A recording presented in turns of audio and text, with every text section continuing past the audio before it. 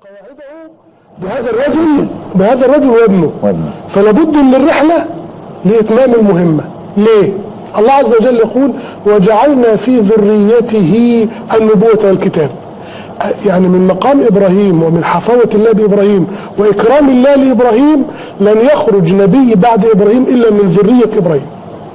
طيب إبراهيم أنجب ولدين إسماعيل وإسحاق، فكيف ونبي آخر الزمان عربي من مكة، فكيف يكون نبي آخر الزمان العربي القرشي المكي من نسل إبراهيم اللي في العراق؟ فينتقل إبراهيم بولده الذي سيأتي منه محمد صلى الله عليه وسلم فيستعرب إسماعيل. سيدنا إسماعيل لما طلع قبيلة جرهم سكنت معاه فأخذ منهم اللغة ثم تزوج منهم فأصبح عرب، اكتسب العربية، عرب مستعربة. ثم كان من نسل إسماعيل النبي الخاتم من ولد عدنان صلى الله عليه وسلم. إذن لابد من تغيير الجغرافيا ولابد من التهيئة لاستقبال النبي الخاتم.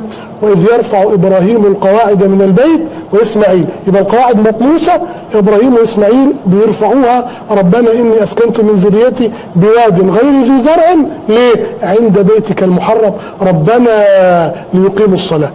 والصلاة هي الدين كله، الصلاة هي الإسلام. يبقى إقامة البيت وإقامة الصلاة والتهيئة للنبي الخاتم.